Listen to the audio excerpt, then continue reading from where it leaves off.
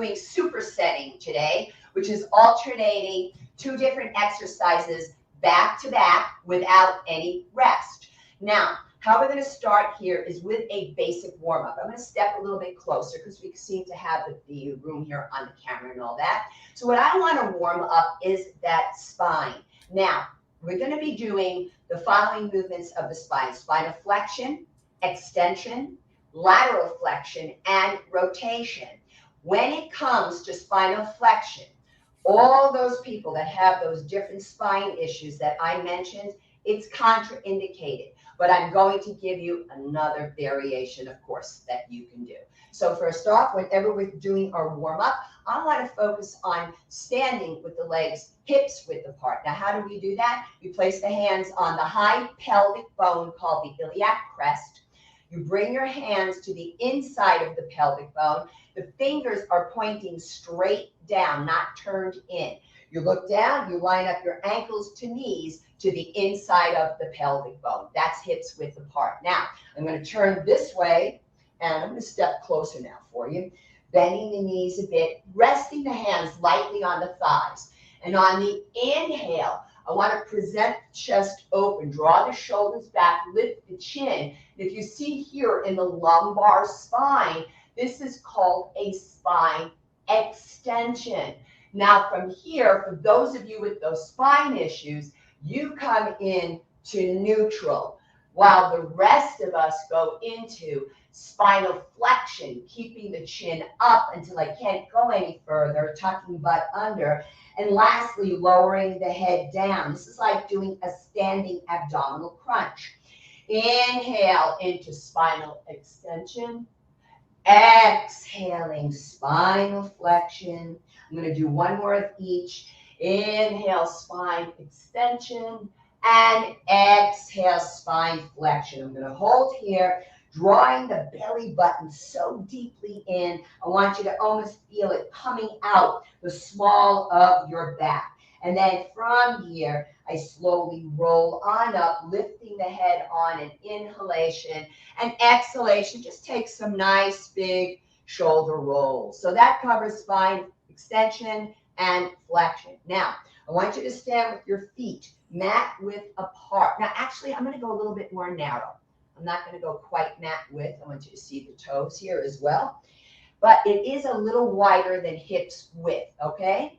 So we want to do lateral flexion. That's basically just side bending. So I'm going to slide my left hand down my outer left thigh as I slide my right hand to the waist, turning the sternum, the breastbone toward the ceiling. It's not a rotation back, just sternum to the ceiling. Now, if you have shoulder issues like rotator cuff or a neck issue with like a pinched nerve in the neck, keep your hand where it is. You're still in a lateral flexion. However, if you don't, then you can start to bring that arm up and over. Now, maybe this is your range of motion. That's all right. Stop there with a straight elbow. Don't do this thinking you're going further over, because you're not, and you're aggravating your shoulder. So keep the elbow straight and go to where you can. Now, I'm not sticking my hip out to the side. I'm stretching the muscles between the ribs, the intercostals, the obliques at the waist. It's a fantastic feeling. Inhale, you're going to turn that right palm toward the ceiling, grab an imaginary hook. Exhale, push down into the right heel and vigorously reach out to the right to return to center. And I inhale down, exhale, hand to waist, sternum to the ceiling. If the shoulder is an issue, keep hand on waist. Otherwise, just travel it up and over. So those intercostal muscles are responsible for 25% of your respiratory cycle. Inhale, palm up, grab a hook. Exhale, push down into the left heel, vigorously reach out to the left and come into the shoulder rolls. Now, you want to make sure that your circumstance is safe. I'm a little cluttered here, so I'm just going to be a little careful. I'm going to bring my legs wide apart. If you need to work here, that's all right. And basically, we're going to come into what I call an airplane motion, like so. So this is rotation of the vertebral column. I'm going to stop here. Back heel is lifted, ankle, knee, hip, following the line of my gaze out in front. I turn to the other side, same thing, back heel is lifted. ankle, knee, and hip in the same line of my head. And I'm going to take a few more. Now, maybe you don't have a lot of space to airplane your arms. You could do this and still get that rotation. If I bring my feet closer together, I'm still getting that rotation. So then coming back to center now, we're going to move into the squat work, all right? And the type of squat we're going to do today is called a sumo squat, which is a wide squat. And I'm going to demonstrate it for those of you who don't have any weights. That's all right. I'm going to bring my feet out wide. I want to make sure that the toes are in the same line as each other. I'm a little forward here for you. Now, I'm lifting the toes inside the shoes. I'm going to sit back into a chair and then come on up. I can bring the arms out here if I want. Now, I'm going to show you to the side because I want you to see something. You're going to see that if the legs are too wide apart, when I come up, I can't do a little pelvic tuck squeeze at the top. So I'm going to adjust a little bit because now I can recruit those muscles just a little bit more. So that's how you can do it. I'm leveling up to a 25-pounder for this. Here we go. Feet wide. And I'm sitting back and coming up, pelvic tuck. So I have to narrow up a little bit. There we have it. So I inhale to go down and back, exhale up. By lifting the toes inside the shoes, you're going to recruit more of your gluteal muscles by pushing up through the heels, strengthening your shins, which is excellent for your knees, and then excellent for balance. We do 8 to 15 repetitions. I'm going to do one more. Turning the feet in, just be careful. When setting your weights down, make sure they're fully on their surface. I'm going to superset this with a back exercise. This is great for postural deviations and also because I want you to be able to bend down and pick up something without a problem. It's called a bent over one arm row. Now, those of you with those spine issues, you're not going to do this. What you're going to do is you can sit or stand. You can do both arms, and here's a row. The whole idea is to draw the shoulder blades toward each other in scapular retraction. We're doing a one-arm version today. You can also, for those of you without those spine issues, but you're new to it, you can do it bent over this way as well. Seated or standing. I'm going to grab a 20-pounder for this, and I'm coming into a split stance. I want to think about starting an old-fashioned lawnmower. Some of you who are young, you might have to look it up. So it's inhale, exhale. Belly button is up and in. Keep the chest up. Keep the chin up. Keep your gaze out in front. Last one. Good. Now, I'm going to shift it over a little bit more. And I'm changing sides here. So it's a small apartment, but we've got the space here to do the workout. Where there's a will, there's a way. That's for sure. Belly button in, pull the tail back, back foot mostly straight, maybe slight turnout. One more. Great. I'm going to set this down. Move the bench. You're going to hear me say this out loud, folks. It's basically to remind myself what I need to do, okay? And second set. Here we go. Sumo squat. Compound movement. Toes lifted inside the shoes. Squeeze that butt up top, folks. It's like a tiny little, what they call posterior pelvic tilt. Push up from the heels, engage the gluteals. When the gluteals are weak, we fall. And then we really sustain some damage, particularly if there's osteoporosis at the hip. So I'm showing you different exercises I did and continue to do to maintain osteopenia. I'm going to go for one more. Turn the feet. Easy does. Just set it down. Move my bench back to that one-arm row. Split stance. Start that lawnmower.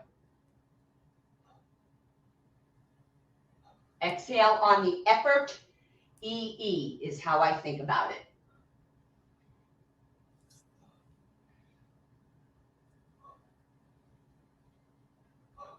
Everybody doing this out there? I hope so. Hope so you're doing some version of it or watching it for consideration. One more. Moving the bench a bit. Switching off. Split stance.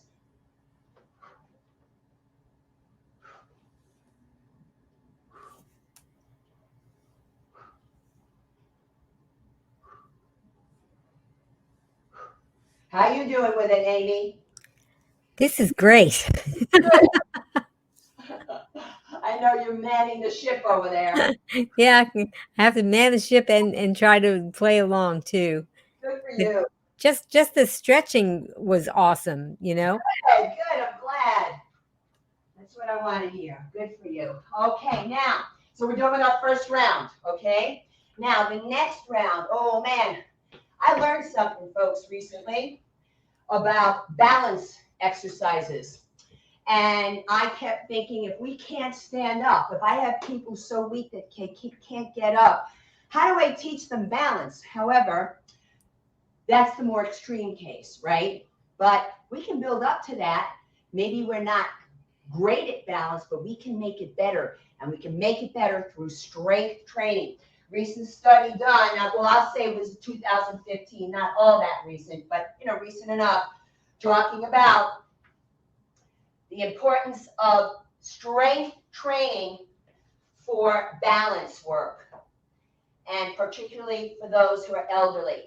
The muscles that we need to involve, folks, are the plantar flexor muscles. Well, what the heck are they? This is your calf muscles, soleus, gastrocnemius, and plantaris. The other muscle groups that you want to strengthen: quads, glutes, hip adductors, inner thighs. I have one exercise that's going to target all of it. So what I just pulled out was my wedges. All right, now if you don't have a wedge, you can work on the flat floor too. That's okay. Before I actually start using the toys, I want to show you though on the wedge, you can see the feet pointing absolutely down. That's a plantar flexion. When you do this, let's say you want to stand up on you might have wedges. So you're bending the knees, but I'm thinking not sitting back into a chair. I'm sliding down, almost like you want to think the back wall behind you. In my case, the white backdrop. See that? So the knees are not really, this is sitting back into a chair. It's a big difference, folks. And if you have knee issues, this is actually a pretty cool one. So I just want to show a few there. Now I'm going to tie in the rest of the toys. So here we go. Fit ball. When you use it, the plug does not point into your skin. So I do the front or the back, but not into the inner thighs. I'm going to grab my 20 pounders. And careful coming up on the wedge. All right. Toes are pointing down. So now, sliding down and back up. Squeeze that ball. So I'm getting the plantar flexors. I'm getting the hip adductors, the quadriceps, the gluteals, all tying in on one exercise. And I supplied Amy with the links, right, Amy, in case anybody wants to access the wedges. they can go online. Whew. I'm feeling it, kids. I'm going to go for one more. Careful coming off. So I'm just going to take my time putting my equipment down.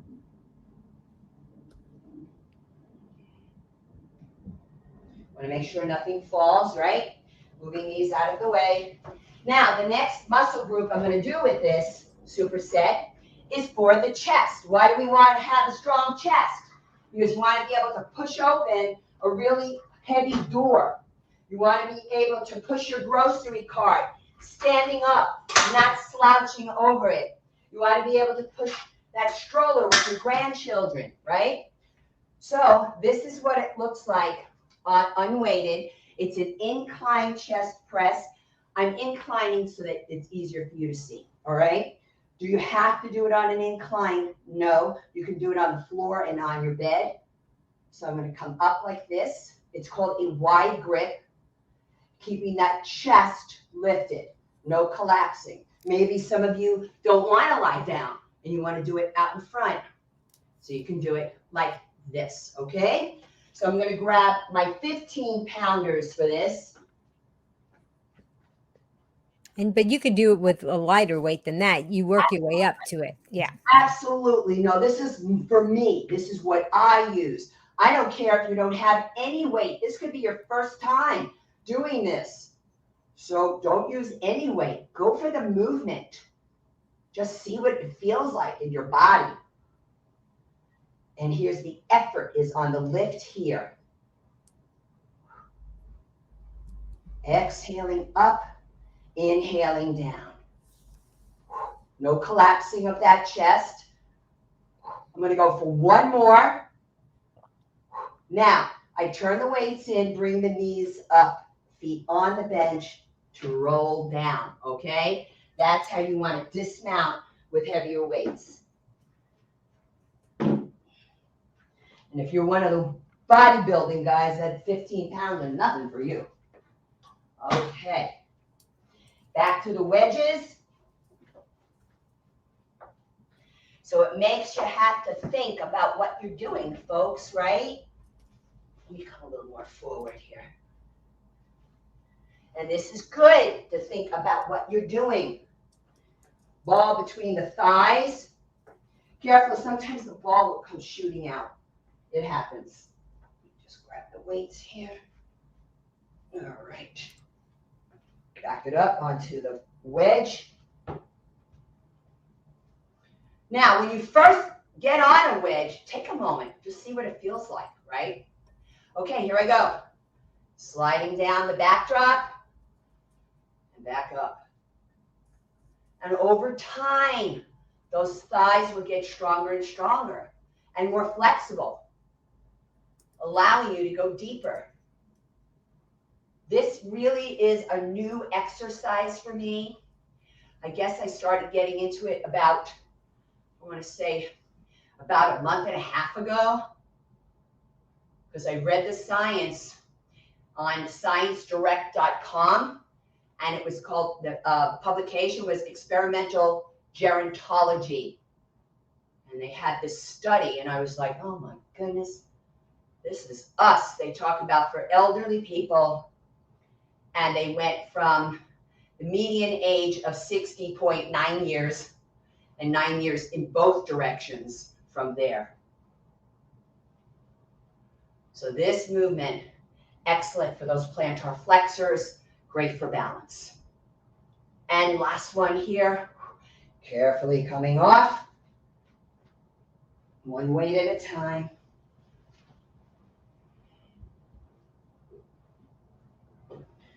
Okay, back to moving the bench. And grabbing those 15 pounders. This time I want to show you what's called a narrow grip, where the palms face each other. There's more tricep involvement, the back of the upper arm, and front deltoid, front of the shoulder. So when you go to push open that heavy door or push that heavy grocery cart. You're also involving not only your pectoralis muscles, but your front deltoid muscles and your tricep muscles.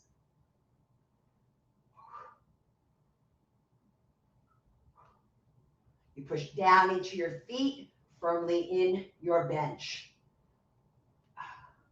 Pushing that back into the bench. Puffing up the chest. Last one. And I'm going to roll it down, setting down the weights. Moving the bench again.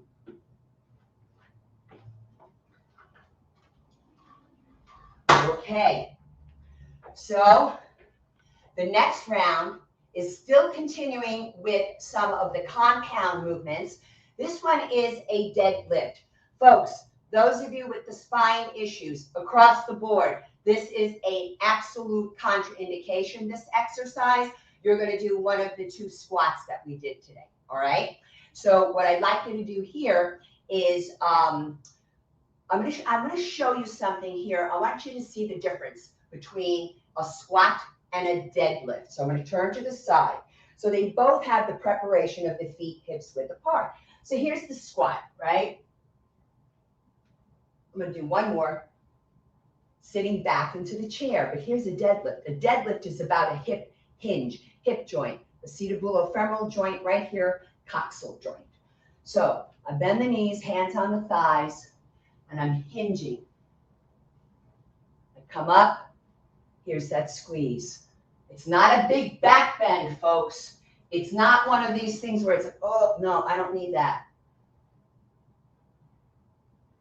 Now, what if you don't have that range of motion? Well, then you do this. As long as the knees are bending and your hip hinging, you've got it, okay? So that's a way for you to do this. I'm going to grab 15 pounders.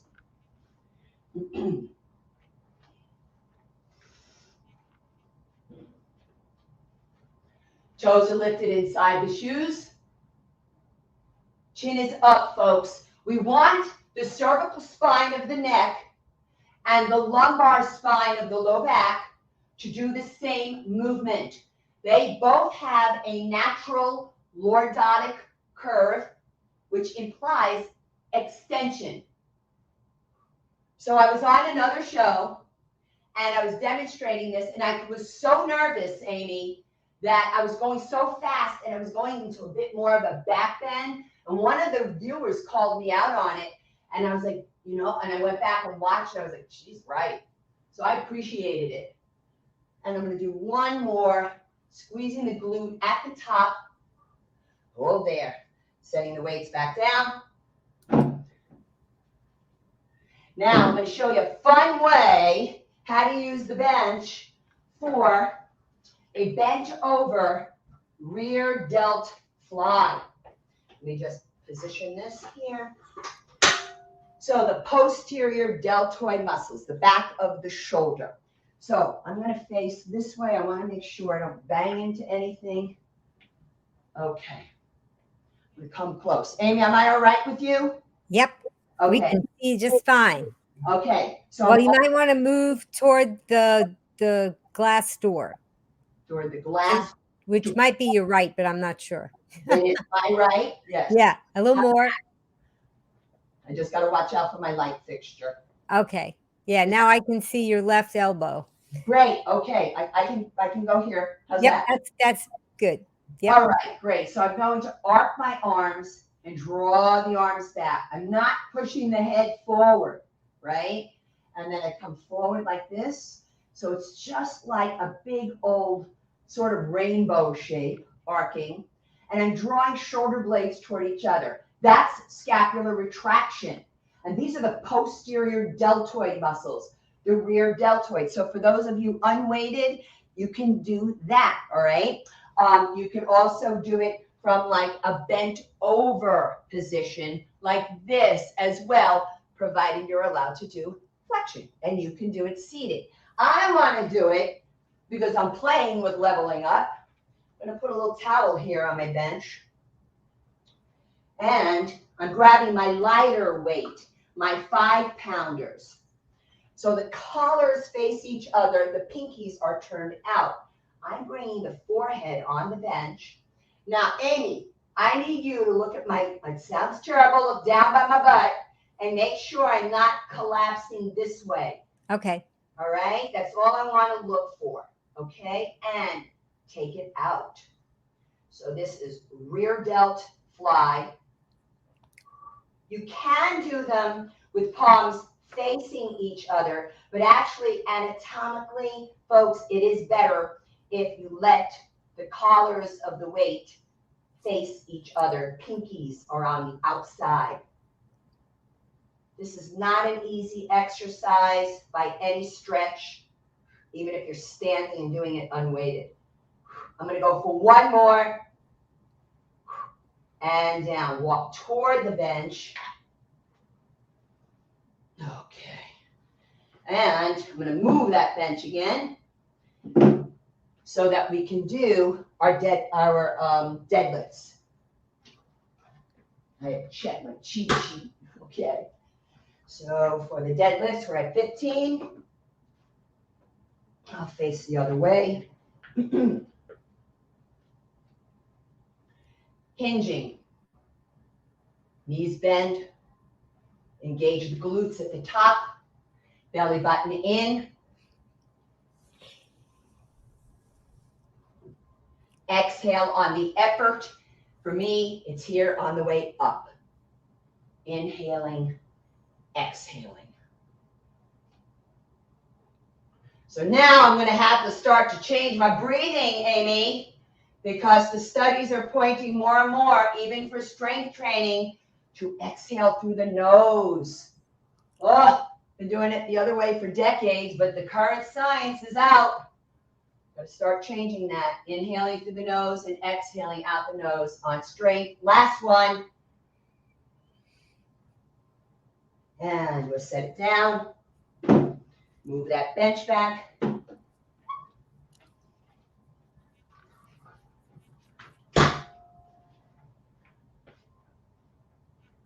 Grab the fives. And here we go. So remember, if you have those spine issues, you're staying upright.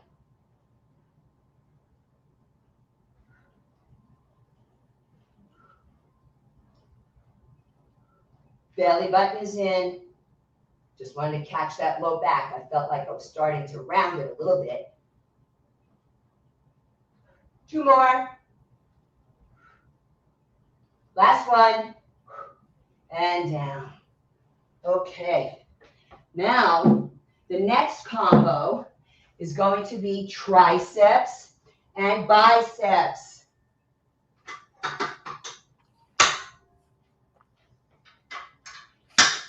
Okay. Bear with me a second here, because I'm going to slide her all the way out here. Give you a good view.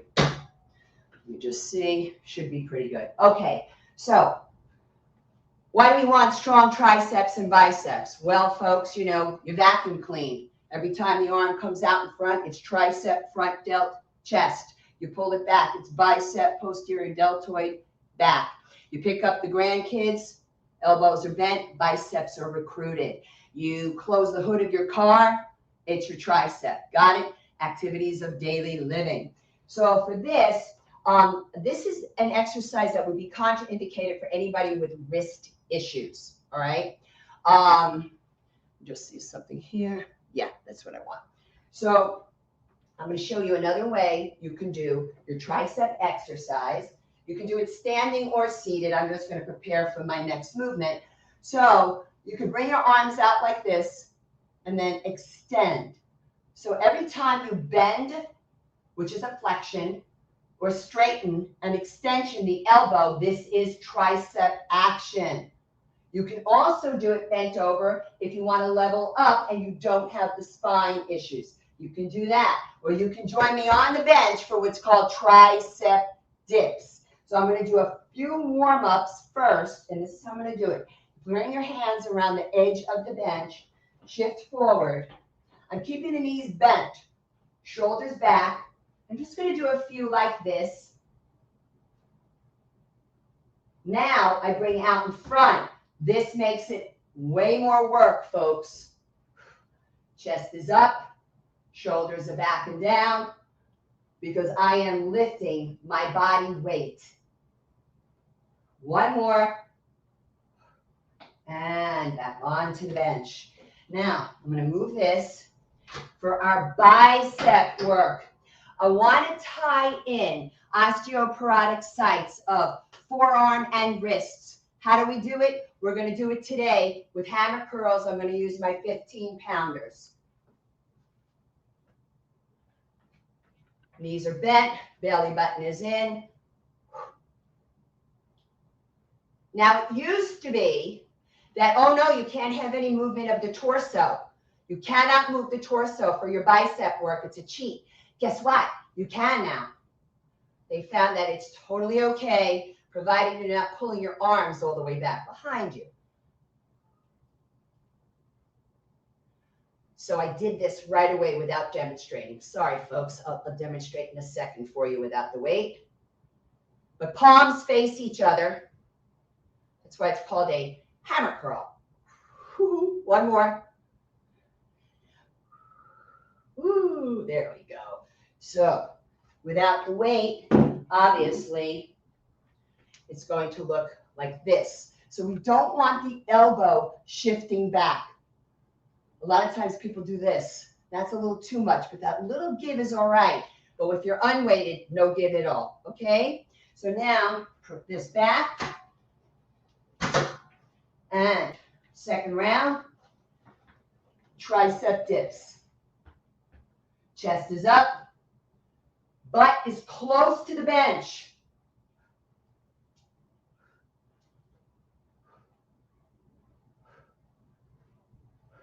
Inhale down, exhale up. Push high, but don't bring your pelvis forward. Last one, back onto the bench. Here we go. And bicep hammer curls. Knees bent. You can also play with one arm at a time. When I had that cast on, my God, when I was doing everything unilaterally, my workouts were like hours long. But I didn't get osteoporosis again. So it was worth it. Last one. Easy on the down phase. And now for our cool down, Amy. So what we're going to do is what we did for the warm up. Why not? Let's work on that spine. I'm just going to leave that there.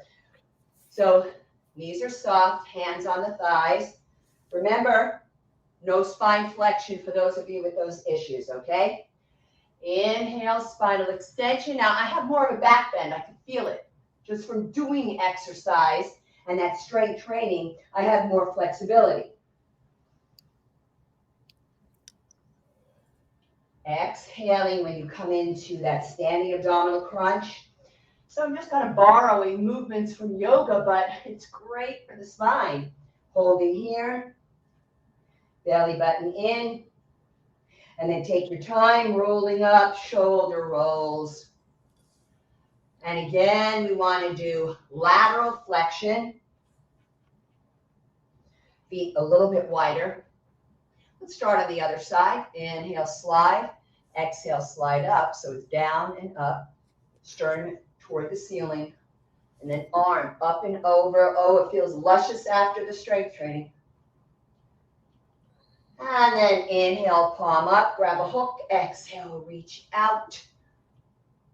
Sliding down to slide up, roll shoulder back, chest is lifted, and then take it up and over. Again, stretching the intercostals and oblique muscles. Also tensor fascia latae on the outside of the hip and thigh. Inhale, palm up, grab your hook.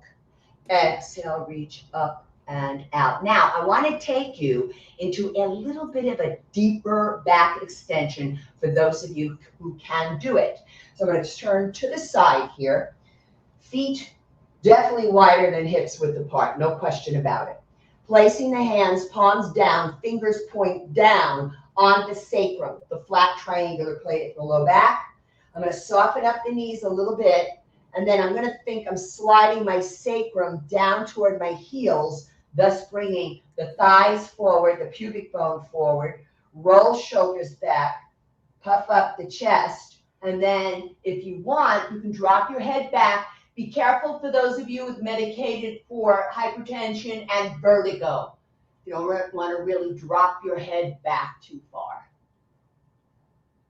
And then inhale, you engage the quadricep muscles.